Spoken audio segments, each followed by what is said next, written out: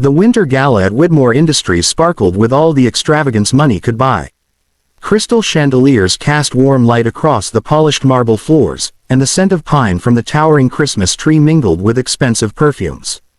Eleanor Mitchell stood at the entrance, watching the executives and their guests drift past in their designer gowns and tailored suits.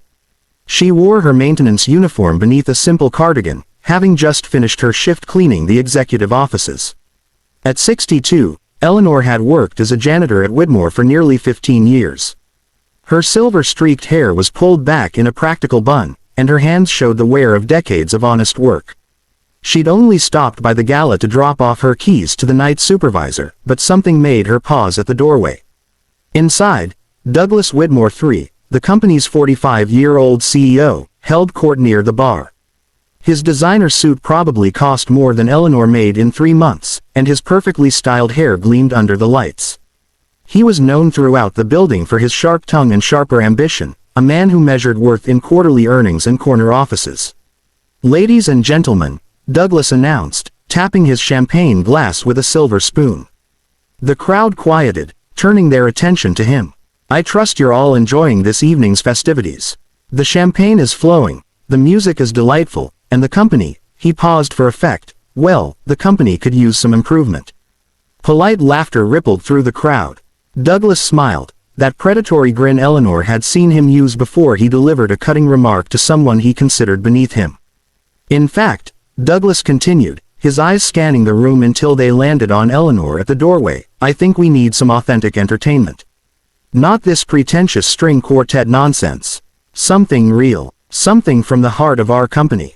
He beckoned to Eleanor with an imperious wave. "You there. Yes, you in the uniform. Come here." Eleanor's stomach tightened. She'd witnessed Douglas humiliate people before, always under the guise of good-natured fun. Last year, he'd made the male clerk dance for his Christmas bonus. The year before, he'd asked the cafeteria worker to guess the price of his watch, then laughed when her answer was off by thousands. She considered turning and walking away, but something in her, perhaps pride, perhaps simple dignity, made her walk forward instead. The crowd parted, curious eyes following her progress across the gleaming floor. "What's your name?" Douglas asked, though Eleanor had cleaned his office every Tuesday and Thursday for 3 years. "Eleanor Mitchell, sir." "Eleanor. Wonderful. Tell me, Eleanor, can you sing?" She stood there quietly, her work-worn hands clasped in front of her. "I can carry a tune." "Excellent." Douglas clapped his hands together. "Then you'll sing for us. Let's hear." "Oh, what's that song?" "The one they play endlessly this time of year." "Last Christmas." "Yes, that's the one. Sing, 'Last Christmas,' for us, Eleanor." The crowd shifted uncomfortably. A few people looked away, embarrassed by the spectacle. But no one spoke up. No one ever did. Eleanor looked at Douglas Widmore, at his smug smile and expensive suit, at the casual cruelty in his eyes. She thought about walking away, about maintaining her dignity by refusing. But then she thought about something her grandmother had told her long ago, words spoken in Portuguese during a summer in the Azores: "Grace is not giving people what they deserve. Grace is giving them something better." "All right," Eleanor said quietly. "I'll sing for you." Douglas stepped back, gesturing grandly to the space before the Christmas tree. "The floor is yours." Eleanor walked to the microphone stand that had been set up for the evening's toasts. She adjusted it slightly, her movements calm and unhurried. The room fell silent, waiting for the embarrassment, the off-key warbling that would give them something to gossip about over their champagne. She began to sing, "Last Christmas, I gave you my heart." Her voice rose, clear and pure and achingly beautiful. It filled the grand ballroom with a warmth that had nothing to do with the heating system. Eleanor sang with the kind of effortless grace that comes from years of singing in church choirs, from lullabies sung to grandchildren, from a lifetime of music offered not for applause but for joy. The smirk faded from Douglas's face. People stopped mid-conversation, champagne glasses frozen halfway to their lips. When she finished the verse, Eleanor paused, then began again. But this time, the words flowed in Spanish, her pronunciation flawless, her voice carrying the warmth of Barcelona summers and Mexican celebrations. "El año pasado te di mi corazón." A few people in the crowd gasped softly. An executive's wife, originally from Madrid, placed her hand over her heart, her eyes glistening. Eleanor continued into a third verse, her voice shifting to French, each word perfectly enunciated, carrying the elegance of Paris bistros and Quebec winters. L'année dernière, je t'ai donné mon cœur. By now, the entire ballroom stood transfixed. Douglas Whitmore had gone pale, his earlier confidence evaporating like morning frost. The fourth verse came in Italian, Eleanor's voice caressing each syllable with the passion of Rome, the sweetness of Sicily, the depth of generations who had sung these sounds before her. L'anno scorso ti ho dato il mio cuore. And finally, she shifted to Portuguese, her grandmother's language, the tongue of her childhood summers and her father's bedtime stories, singing with such love and longing that several people in the audience openly wept. No natal passado, eu te dei meu coração. When the final note faded into silence, no one moved. No one breathed. The only sound was the soft crackling from the decorative fireplace and the distant echo of traffic from the street below. Then, from the back of the room, someone began to clap. Others joined in, and within seconds, the entire ballroom erupted in applause. People stood, shouting, "Brava!" and wiping tears from their eyes. The string quartet members stood with everyone else, applauding a fellow musician. Eleanor stood quietly by the microphone, her hands folded again, waiting for the noise to subside. She wasn't smiling in triumph. She simply looked like someone who had done what was asked of her, nothing more. Douglas Whitmore stood frozen, his face a mask of confusion and something that might have been shame. When the applause finally died down, he cleared his throat. That was, he started, then stopped. For perhaps the first time in his privileged life, words failed him. "Where did you learn to sing like that?" Eleanor looked at him with eyes that held no anger, no resentment, only a quiet patience. "My grandmother taught me the Portuguese. She was from the Azores. My father was a translator at the United Nations before he retired. He spoke 6 languages and made sure I learned them too. The singing," she shrugged gently, "my mother was a music teacher. She always said music was the language everyone could understand, no matter where they came from." "But you're a..." Douglas stopped himself, perhaps finally recognizing the ugliness of what he'd been about to say. "A janitor," Eleanor finished for him, her voice kind. "Yes, I am. I've been cleaning your office for 3 years, Mr. Whitmore. Every Tuesday and Thursday, 7 to 9 in the evening." The crowd had gone silent again, watching this exchange with rapt attention. "I had other jobs before this," Eleanor continued, her tone conversational, as if she were simply sharing stories over coffee.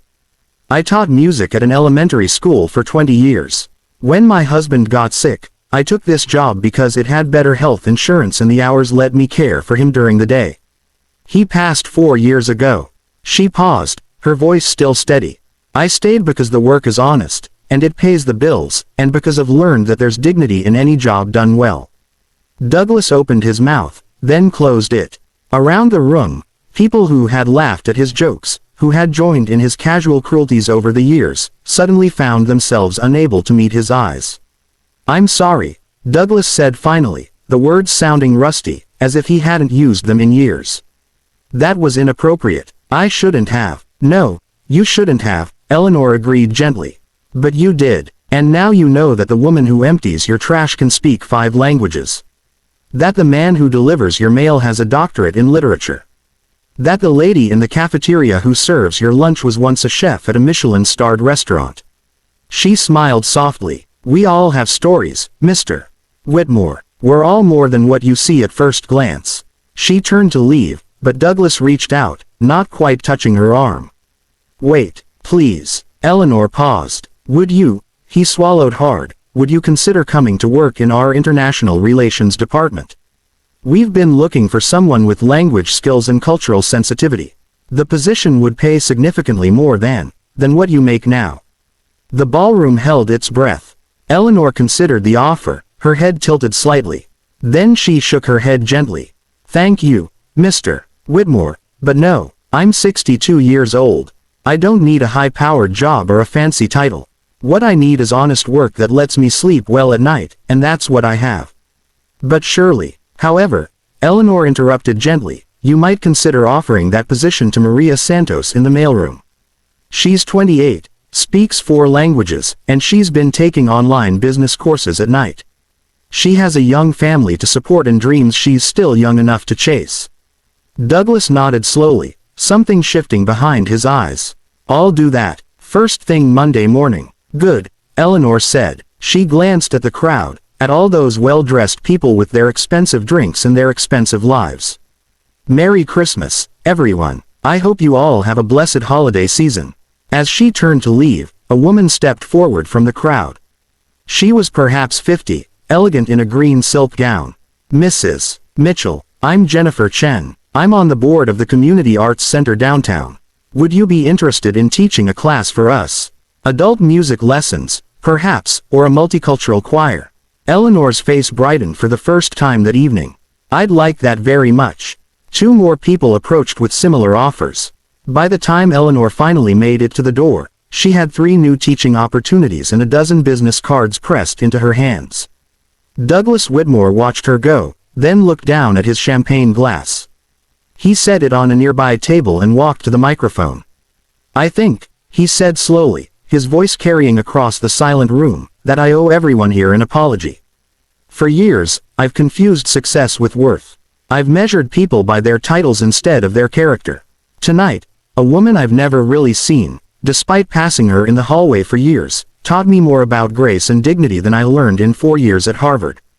He paused, looking at the faces around him. His executives, their spouses, the board members, the politicians, and the society figures who populated his world. Effective immediately, I'm implementing new policies at Whitmore Industries. Every employee, regardless of their position, will have access to the same health insurance, the same retirement benefits, and the same respect. We're going to start a scholarship program for employees who want to pursue education or career changes.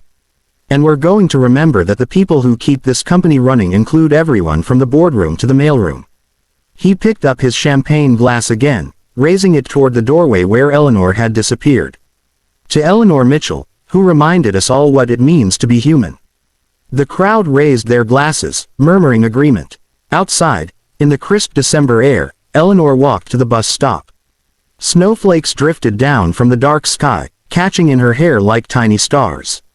She thought about the evening, about Douglas Whitmore's face when she sang, about the way cruelty could transform into something like understanding. Her phone buzzed, a text from her daughter. Mom, are you still at work? Want to come over for hot chocolate? Eleanor smiled, typing back, on my way. I have quite a story to tell you. As she waited for the bus, she hummed softly to herself, a Portuguese lullaby her grandmother had taught her so many years ago. The snow fell gently around her, and somewhere in the city, church bells began to ring, calling people to midnight mass. The following Monday, Maria Santos stood in Douglas Whitmore's office, tears streaming down her face as he offered her the position in international relations. 2 weeks later, Eleanor's multicultural choir at the Community Arts Center held its first meeting, with 43 students ranging in age from 19 to 78. In the spring, Douglas Whitmore's mother, visiting from Connecticut, stopped by to watch a rehearsal and stayed for the entire session, her eyes bright with something that might have been pride in a son who was finally learning the lessons she tried to teach him years ago. And late at night, when Eleanor cleaned the executive offices, because she'd kept her janitor position despite the teaching offers, enjoying the quiet hours and honest work, she would sometimes find small notes on Douglas's desk. Thank you cards from employees who'd received scholarships. Photos of Maria Santos with her family at her new desk. Donation receipts to local charities. She never mentioned these things to Douglas, and he never mentioned them to her. But sometimes, when they passed in the hallway, he would nod respectfully, and she would smile, and that was enough. More than enough. On Christmas Eve the following year, Eleanor received a card in the mail. Inside was a simple message in Douglas's handwriting. Thank you for teaching me that grace is giving people something better than what they deserve. Wishing you every blessing this season. Douglas. Eleanor placed the card on her mantel, next to photos of her grandchildren and her late husband. Outside, snow began to fall again, and inside, her daughter's voice called her to dinner. As she walked to join her family, Eleanor hummed that Portuguese lullaby once more, thinking about grandmothers and grace, about languages spoken and unspoken, about the power of one voice raised not in anger but in simple, honest song. The world, she thought, was still full of small miracles and second chances. You just had to have eyes to see them and the grace to offer them when the moment came.